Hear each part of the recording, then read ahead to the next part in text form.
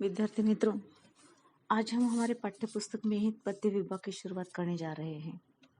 आपने पाठ्य पुस्तक में देखा है कि हमारी पहली कविता ही है, यानी पाठ्यक्रम पद्य विभाग से ही शुरू होता है। परंतु सरलता से पढ़ाई शुरू होने हेतु हमने पहले हमारे पाठ्य पुस्तक का गद्य विभाग देखा और आज से हम हमारा पद्य विभाग देखने वाले हैं। इसके पहले वाले सारे वीडियो में जो हमारा गद्य विभाग था, उस गद्य विभाग के अंतर्गत निहित सारे के सारे पाठ हमारे पूरे हो चुके हैं। आज से हम पद्य विभाग की शुरुआत करने जा रहे हैं। मित्रों, भाषा और मनुष्य का अटूट संबंध है। हमारे विचारों का आदान प्रदान भाषा द्वारा होता है। हमारे भाव भावनाओं का जीवन दर्शन साहित्य के माध्यम से ही चित्रित किया जाता है। इसलिए साहित्य जीवन का आईना कहलाया जाता है। हमारी भाषिक कौशलों को अवगत कर समृद्ध बनाने के लिए यह भाषा का पाठ्य पुस्तक हमें सहायता करता है। मूल्यमापन की दृष्टि से हमारे पाठ्य पुस्तक में हमें 5 विभाग दिखाई देते हैं, जिसमें पद्य विभाग निहित है। पद्य यानी कविता, बस इतना सा अर्थ हम बचपन से जानते हैं।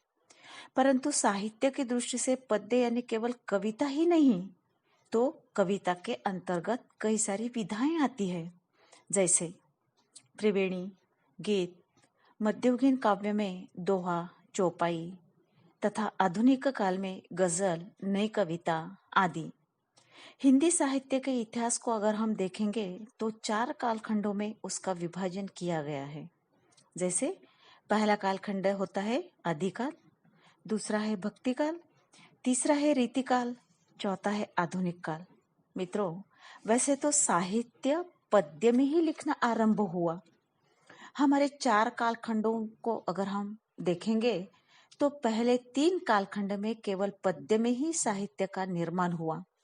आधुनिक काल तक आते आते गद्य और पद्य दोनों विकसित हुए। जीवन मूल्य जैसे जैसे समय के साथ परिवर्तित होते हैं, वैसे वैसे साहित्य में भी परिवर्तन आता है। मध्ययुगीन काल में दोहा, चौपाई के रूप में साहित्य लिखा गया। वही आधुनिक काल तक आते आते नए रूप में, जैसे गजल, गीत, नई कविता, त्रिवेणी, चतुष्पदी आदि रूपों में लिखा जाने लगा। आज हम आधुनिक काल की नई विधा त्रिवेणी देखने वाले हैं। प्रेरणा शीर्षक के अंतर्गत त्रिपुरारी ने प्रस्तुत कविता लिखी है, जो हमारी पहली कविता यानी कि पद्य विभाग की भी पहली कविता है यह, और हमारे पाठ्यक्रम की भी पहली कविता है यह। आधुनिक काल में मनुष्य जीवन में काफी बदलाव आए। मनुष्य विकास की ओर दौड़ने लगा। उसका जीवन शिक्षा तथा आधुनिक तंत्रज्ञान के कारण परिवर्तित हुआ। उसके जीवन के मूल्य बदलते गए। पुराने मूल्यों की जगह नए मूल्यों ने ले ली। तात्पर्य क्या? तो बदलते जीवन में समस्या भी बदल गई, अर्थात साहित्य में भी परिवर्तन आया। आधुनिक काल बड़े ही तेजी से आगे बढ़ने लगा है। आज हमारा जीवन बड़े तेज रफ्तार से आगे बढ़ रहा है। साहित्य में भी काफी परिवर्तन हुए। कम शब्दों में अधिक से अधिक विचार व्यक्त करने में आज का साहित्य सफल रहा है। सरलता, स्पष्टता, माधुर्य, सहजता पद्य की विशेषता बन गई। इसलिए सामान्य जन में पद्य लोकप्रिय हुआ। पद्य यानी आज भी हम कहते हैं कविता लोकप्रिय हुई। जनमानस का आईना यानी आज कविता बनी है। कवि अपने सुख दुख, समस्या, उन्नति, आधुनिकता, शिक्षा, तंत्रज्ञान, किसान, मजदूर, महिला, बच्चे, विद्यार्थी आदि का चित्रण अपनी कविताओं द्वारा करने लगे। मतलब जीवन के कोने कोने तक कविता पहुंच गई। उसे विषयों का कोई बंधन नहीं रहा। उसने विषयों के सारे बंधन को तोड़ दिया। किसने? कविता ने। कविता के लिए विषय का एक कोई निश्चित ऐसा बंधन आज नहीं है, और समाज के लिए वह एक क्या बनी है? आज मार्गदर्शक बनी है। ऐसी मन को छू लेने वाली कविता मनुष्य के हृदय में अपने आप विराजित हो चुकी है। ऐसे ही हमारे पाठ्य पुस्तक की पहली कविता, जिसका शीर्षक है प्रेरणा और जिसके कवि है त्रिपुरारी। चलिए हम पहले यह कविता देखते हैं, और कविता देखने से पहले हमें हमारे कवि तथा जो प्रेरणा यानी क्या है, यह काव्य का कौन सा प्रकार है, इसकी भी जानकारी हमें क्या करनी है, देखनी है। तो चलिए पहले हम कवि का परिचय देखते हैं। कविता का शीर्षक है प्रेरणा और कवि है त्रिपुरारी। कवि का परिचय देखिए। त्रिपुरारी जी का जन्म 5 दिसंबर 1988 को समस्तीपुर यानी कि बिहार में हुआ। आपकी प्रारंभिक शिक्षा पटना से, स्नातक शिक्षा दिल्ली से हुई। दिल्ली विश्वविद्यालय में अध्यापन कार्य करने के पश्चात वर्तमान में आप फिल्म, दूरदर्शन के लिए लेखन कर रहे हैं। त्रिवेणी के रचयिता के रूप में आपकी पहचान है।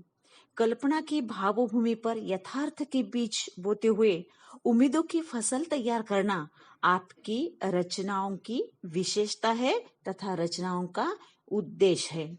इनकी प्रमुख कृतियां देखिए कौन सी है। नींद की नदी, यह इनका कविता संग्रह है। नॉर्थ कैंपस, यह इनका कहानी संग्रह है। सांस के सिक्के, यह इनका त्रिवेणी संग्रह है। यह त्रिवेणी यानी क्या, काव्य प्रकार की थोड़ी सी जानकारी देखते हैं हम। त्रिवेणी एक काव्य प्रकार के रूप में साहित्य क्षेत्र में तेजी से अपना स्थान आज बना रही है। त्रिवेणी 3 पंक्तियों का मुक्त छंद है। मात्र इन 3 पंक्तियों में कल्पना तथा यथार्थ की अभिव्यक्ति होती है। इसकी पहली और दूसरी पंक्ति में भाव और विचार स्पष्ट रूप से झलकते हैं, और तीसरी पंक्ति पहली 2 पंक्तियों में छिपे भावों को नए आयाम के साथ अभिव्यक्त करती है। सामायिक स्थितियों, रिश्तों तथा जीवन के प्रति सकारात्मकता, यह बहुत बड़ी बात है कि जीवन के प्रति सकारात्मकता त्रिवेणी के प्रमुख विषय होते हैं। तो प्रस्तुत प्रेरणा के माध्यम से कवि हमें क्या सलाह दे रहे, देखते हैं। प्रस्तुत त्रिवेणियों में कवि ने मनुष्य के जीवन में माँ के ममत्व और पिता की गरिमा को व्यक्त करने के साथ ही जिंदगी की आपाधापी में जुटे, यानी कि आज के माता पिता से बच्चों को स्नेह भी टुकड़ों में मिलता है, और यह वास्तविकता, यह सच्चाई उजागर की है।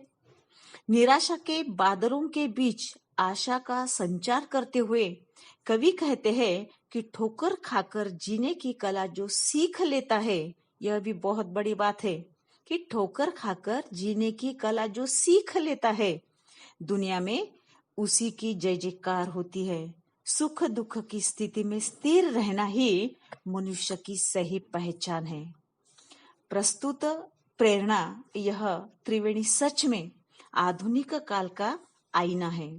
आधुनिक काल के इस मनुष्य के जीवन में जो जो सुख दुख के पल आते हैं, जो जो समस्याएं आई हैं, उन समस्याओं का चित्रण प्रस्तुत त्रिवेणी के माध्यम से कवि ने बहुत ही खूबी के साथ किया है। आधुनिक काल के आपाधापी में मनुष्य कैसा जकड़ गया है। हमारी आदर्श परिवार व्यवस्था खोखला बन रही है। बच्चे चाहते हुए भी माँ बाप के पास नहीं रह सकते। अपने बिछड़े बच्चों का दुख माता पिता कैसे सह लेते हैं, तथा कर्तव्य को सलामी देने वाला समाज जीवन में चोट का महत्व, सुख दुख दोनों का महत्व, अंधेरे में चलने की सलाह, मुसीबत और जीवन का संबंध आदि कई सारी बातें बड़ी सरलता से कवि बता रहे हैं, जिन्हें पढ़कर हमें नई प्रेरणा मिलती है। सच में प्रस्तुत त्रिवेणी हमारे लिए प्रेरणादायी है। ऐसा लगता है प्रस्तुत त्रिवेणियां पढ़ते समय ऐसा लगता है कि अरे ये तो हमारे जीवन के अनुभव है, और इस अनुभव को कवि ने बड़ी खूबी के साथ प्रस्तुत प्रेरणा के माध्यम से चित्रित किया है। और यह पढ़ते पढ़ते जीवन जीने की एक नई आशा यहाँ पर हमें मिल जाती है, नया मार्ग मिल जाता है। कई सारी समस्याओं का समाधान भी प्रस्तुत प्रेरणा के माध्यम से कवि यहाँ पर हमें देना चाहते हैं, कवि हमें करते हैं। एक संवेदनशील ऐसे कवि ने प्रस्तुत प्रेरणा के माध्यम से, प्रस्तुत त्रिवेणी के माध्यम से यहाँ पर मनुष्य के जीवन को प्रस्तुत करने का प्रयास सफलता से किया है। तो विद्यार्थी मित्रों, अगले भाग में हम कविता का भावार्थ देखते हैं, यानी कि प्रत्यक्ष तौर से कविता हम शुरू कर देते हैं और त्रिवेणियों का अर्थ, उनका भावार्थ स्पष्ट करते हैं।